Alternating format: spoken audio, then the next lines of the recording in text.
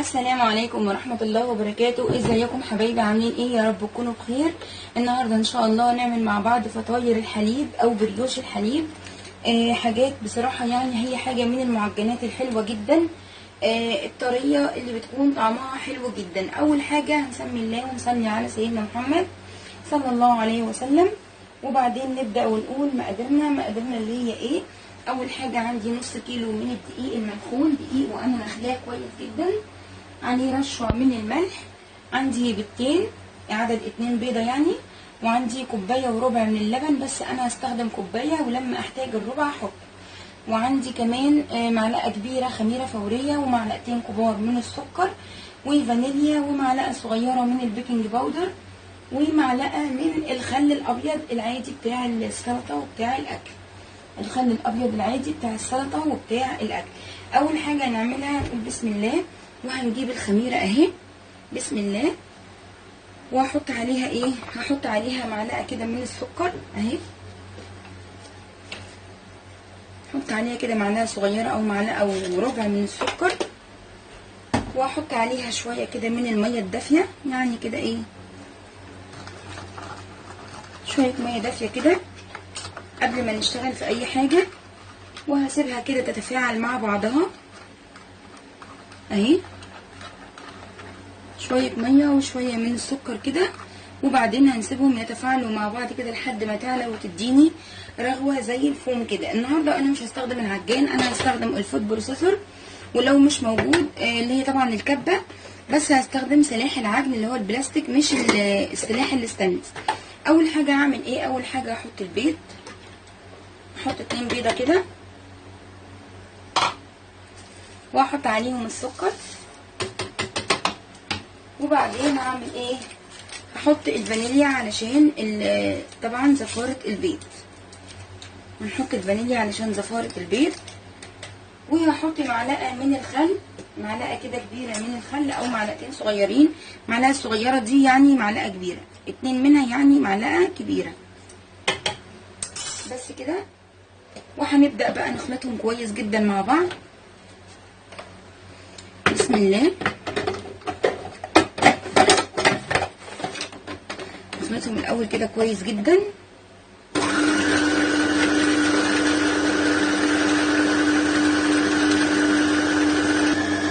بعد كده هبدأ اضيف اللبن بقى، هنفصل بقى ونضيف اللبن، هنضيف كده كوباية من اللبن. بصوا البيض ما شاء الله عمل فوم ازاي. هبدأ بقى اضيف برضو اخلط كده لفتين،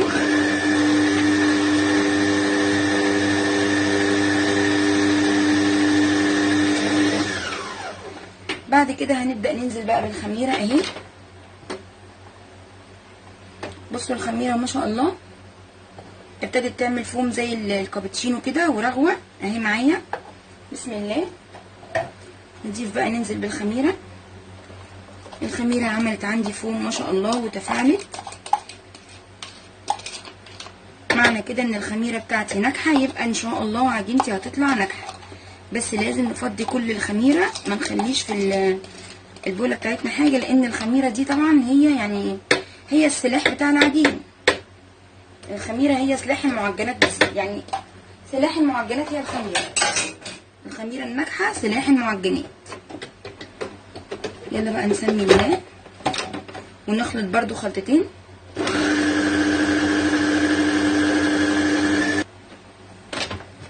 كده. انا حطيت الدقيق وحطيت البيكنج باودر، حطيت كده الدقيق وحطيت البيكنج باودر. معلش سامحوني وانا بحط الدقيق اكتشفت ان الكاميرا كانت مقفوله، فبعتذر جدا والله، معلش ما خدتش بالي خالص ان الكاميرا مقفوله.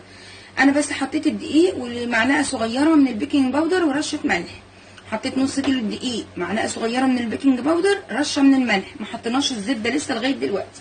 وبعتذر على اللقطه اللي ما اتصورتش وانا بفضي الدقيق، بعتذر جدا والله. انا ببص بالصدفه لقيت ان الكاميرا مقفوله مش شغاله، فمعلش سامحوني. بسم الله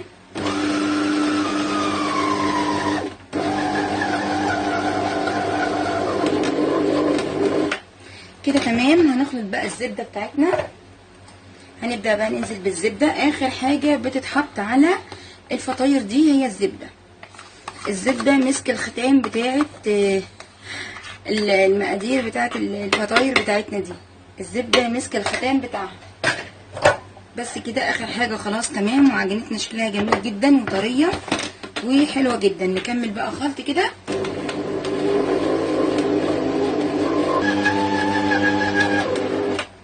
خلاص تمام. عجننا العجينه بتاعتنا اهي. هنبدا بقى نفصل وهنشيل العجينه خالص بتاعتنا اهي.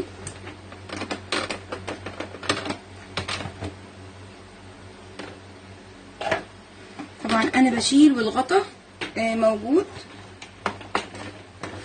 بسم الله. هنجيب بقى هنا بوله فيها مسحه من الزيت.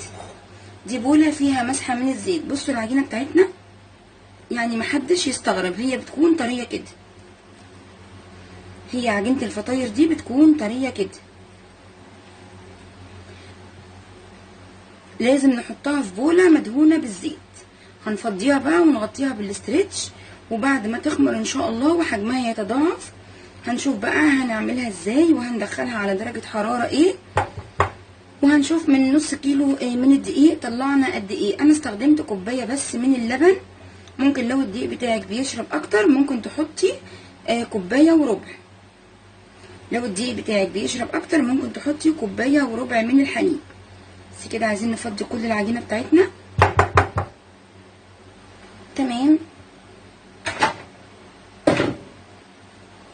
هنغطيها بقى بالاسترتش ونسيبها لحد ما حجمها يتضاعف وتختمر معانا. وبعد ما حجمها يتضاعف طبعا هنشوف بقى وصلت لغايه فين ووصلنا معاها لغايه فين، ونعملها ان شاء الله احلى فطاير بالحليب او احلى بريوش بالحليب. نغطيها بقى بالاسترتش وهي بتاخد طبعا في الجو ده حوالي نص ساعه ان شاء الله كده وتكون اختمرت وحجمها تضاعف. بس كده بعد ما تختمر ان شاء الله نقطعها بقى مع بعض. كده حبايبي عجينتنا اختمرت تمام اهي. بصوا ما شاء الله عليها اختمرت وحجمها تضاعف وبقت حلوه جدا. اول حاجه هعملها اسمي الله وارفع الاسترتش او البلاستيك راب بالراحه كده. بصوا هي طبعا طريه. احنا شفنا كنا بننزلها بالمعلقه. العجينه دي هي كده. العجينه دي هي طريه كده ما شاء الله. اختمرت وحجمها تضاعف جدا اهو. نسحب بس ايدينا من العجين ده ونبدا بقى نفضي عجينتنا كده على رشه من الدقيق. نجيب كده ونجيب رشه من الدقيق اهو. رشه حلوه كده ونفضي العجينه بتاعتنا اهي. هنفضي العجينه كده كلها. تمام. وهنبدا بقى ناخد كرات صغيره من العجينه بتاعتنا كده او نقطعها، يعني نعملها كده مستطيل وناخد منها نقطعها قطع علشان ما تلزقش اهي معانا. هنعملها كده رول مستطيل ونجيب القطاعه ونقطعها او سكينه. نجيب العجله بتاعتنا وهجيب سكينه اهي. بصوا كده اهو. انا عايزه بس التصوير اهي. تمام كده. هي رول كده زي ما انتم شايفين. هنبدا بقى نعمل كده. هنقطعه كده قطع وهنركن بقى. هناخد كل كوره كده. بصوا اهي. هقطع بقى كل الكميه كده وهكورها كده كرات وهركنها على رشه من الدقيق. كل ما هتلزق معانا هندي رشه بسيطه من الدقيق بس علشان تشغلنا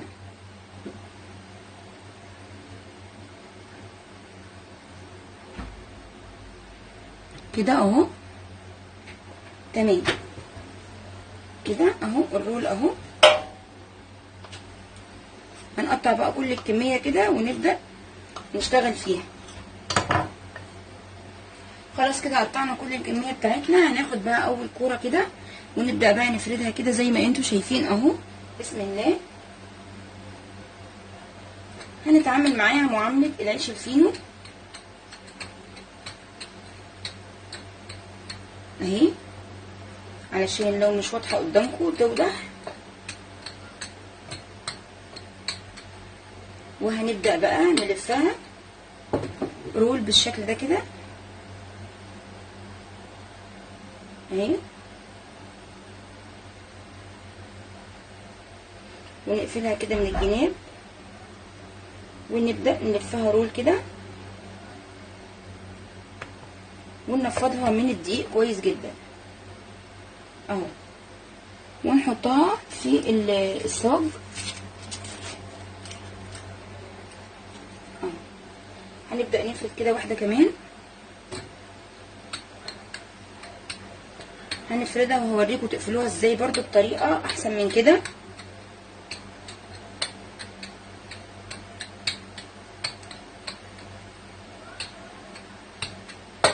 بصوا كده اهي اهي، هنقفلها كده زي الفينو كده افضل اهو، ونتني الحرف ده كده ونتني الحرف ده كده اهو اهو كده، كمان طريقة افضل، وننفضها كده ونحطهم كده جنب بعض اهو تمام كده. بصوا اهو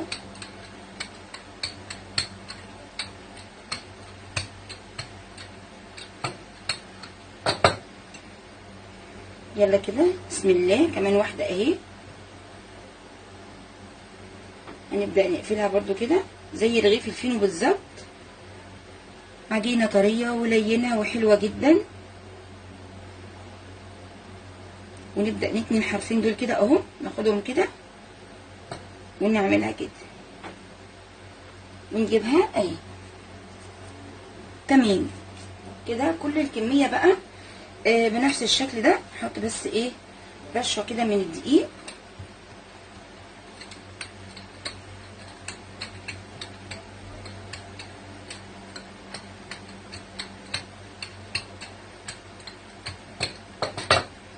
كده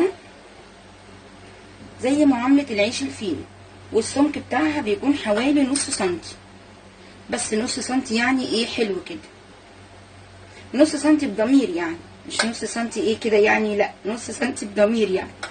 وابدأ اتني من هنا وابدأ اتني من هنا كده اهو، تنينا الحرفين كده اهو، ونعمل كده وارص كده في الصاج بتاعي، واحاول ما بعدش المسافة قوي، انا مش عايزة المسافة تبقى بعيد، لان هو بيكون شبيه بخلية النحل كده، يعني بيكون كله لازق في بعضه، مش بيطلع كل واحدة لوحدها، لا بيكون لازق في بعضه، فطاير الحليب بتطلع كده كده.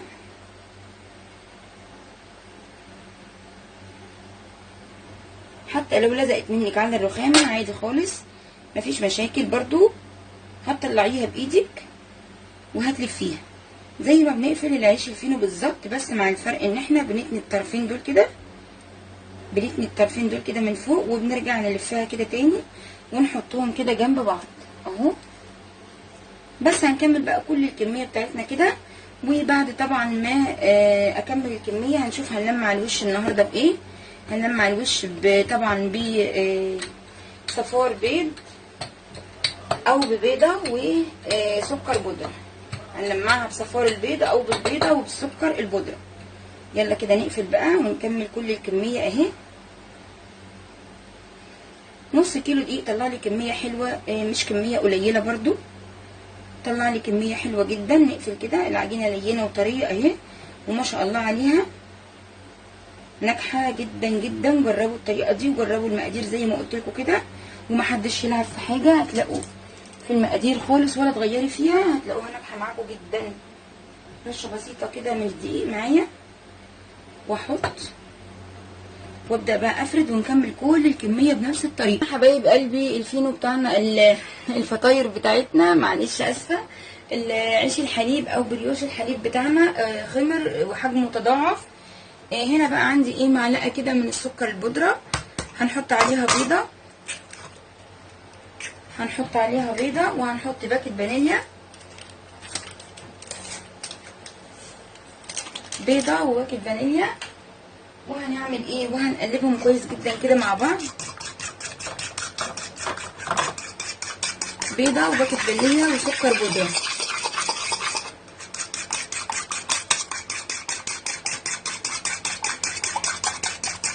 بصوا بيضه وباكت فانيليا بسكر بودره. حابه تحطي رشه من البن حطي، لو مش حابه خلاص انا حطيت فانيليا. لو ما عندكيش فانيليا حابه تحطي رشه من البن حطي، رشه من القهوه سريعه الذوبان تمام شغاله برضو. بس كده خلاص السكر داب تمام. هنبدا بقى نلمع الوش بتاعنا اهو. بسم الله كده ناخد بقى كده بالفرشه ونلمع الوش بتاعنا، وبالراحه كده خالص بشويش خالص خالص علشان ما هبطش الخمر بتاعي. عايزه اقول لكم انا حطيت لي ورق زبده. انا كل مره ما بحطش ورق زبده، وبدهن الصينيه او الصاج بتاعي وبرص على طول المعجنات عليه. المره دي انا حطيت ورق زبده علشان اعرف اشيله كله كده حته واحده وهو لازق في بعض، واطلعه كده افتحه كده من بعضيه بقى وهو لازق في بعضيه، هيكون اسهل عليا يعني هو مش هيفرق غير في السهوله، بس ان انا اطلعه بسهوله. هنلمع بقى كده الوش كله، وهيدخل الفرن على درجه حراره 220 في الرف الوسطاني من الفرن. هيدخل الفرن على درجه حراره 220 على الرف الوسطاني، وهشغل النار من تحت ومن فوق. انا عندي فرن يا جماعه بشغل تحت وفوق، عشان انا عندي فرني الحمد لله مظبوط وتمام، يعني مش بتحمر مثلا من تحت الاول وبعدين فوق، لا انا عندي الحمد لله شغاله تمام. بشغل تحت وفوق مع بعض عادي جدا. بتسوي لي تحت زي فوق وفوق زي تحت، فعادي جدا. بالنسبه بقى لحضرتك كده او اي واحده عندها الفرنه بتحمر الوش قبل تحت، فشغلي من تحت الاول لغايه ما يستوي وينتفخ كده في الفرن. وطبعا حجمه بيتضاعف كمان في الفرن اكتر من كده. اول ما يستوي خالص وتلاقيه استوى كده خلاص، حابه تولعي له بقى الشوايه لو ما خدش لون ذهبي من فوق، ولعي له الشوايه دقيقتين كده هياخد معاكي لون ذهبي جميل جدا وبيطلع تحفه. بشويش كده واحنا بنلمع علشان ما يهبطش مننا، بشويش خالص على مهلي. ما تحاوليش تخلي الفرشه تضغط منك جوه الفطاير بتاعتنا او البريوش بتاعنا. بس كده تمام. هيدخل بقى الفرن، وبعد طبعا ما يدخل الفرن ويستوي نقدمه بقى مع بعض، ويلا بينا على الفرن. خلاص كده حبايبي تمام. البريوش بتاعنا او فطاير الحليب طلعت من الفرن. طلعت بقى لها حوالي 10 دقايق او ربع ساعه. انا عملت ايه؟ غطيتها بفوطه مطبخ عاديه خالص اهي، فوطه ناشفه مش منديه ولا اي حاجه. بصوا بقى ما شاء الله، بصوا بقى، بصوا حلوه جدا وطريه، بصوا ما شاء الله عليها. بصوا بقى الفايده بقى في ورقه الزبده علشان اطلعها بسهوله اهي. بصوا كده اهي علشان اشيل ورقه الزبده وتطلع معايا بسهوله كده، تطلع كده بكل سهوله اهي. اقلب كده واشيل ورق الزبده. بصوا من تحت ومن فوق مستويه ما شاء الله عليها. بصوا الفطاير ما شاء الله على يلا نبدا نطلع كده واحده ونشوف القلب بتاعها. بصوا بصوا ما شاء الله القلب بتاعها قطنيه وجميله، وبصوا حلوه ازاي من جوه. بصوا بيضه ونافشه وجميله ازاي من جوه، جميله جدا حلوه جدا جدا جدا جدا في العشاء في الفطار. والله لو اكلتيها كده بين الوجبات مع كوبايه شاي برضو حلوه جدا وجميله. بس كده ده كان الفيديو بتاعنا، يا رب يكون عجبكم. وطبعا لو عجبكم ما تنسوش لايك وشير وسبسكرايب وتفعيل الجرس واشتراك في القناه عشان يوصلكم كل جديد. ومن هنا للفيديو الجاي طبعا قبل ما اقول لكم هسيبكم في رعايه الله، اقول لكم جربوه مش هتندموا، لازم لازم تجربوه، حلو جدا وطري. بصوا بصوا الطراوه بتاعته ما شاء الله، اسفنجي خالص خالص زي الكيك الاسفنجي ما شاء الله. بصوا بصوا الطراوه، بصوا الطراوه والهشاشين من جوه ومختمر ازاي وحلو جدا وابيض وقطني وهش وجميل جدا. بجد لازم لازم تجربوا فطاير الحليب او بريوش الحليب، حلو جدا وهيعجبكم طبعا.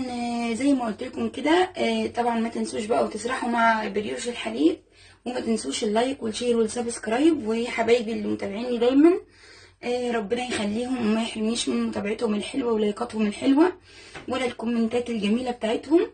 متشكره جدا ليهم. ويلا بقى عشان نتشجع كده ونزيد ان شاء الله ونوصل بقى ل1000 مشترك كده. شجعوني علشان اطلع كل اللي عندي وكل الافكار اللي عندي وكل المعلومات اللي عندي ان شاء الله اطلعها كده وافيدكم بيها ان شاء الله، وكلنا نفيد بعض ونستفيد من بعض. وحبايبي من هنا الفيديو الجاي طبعا هسيبكم في رعايه الله، والسلام عليكم ورحمه الله وبركاته.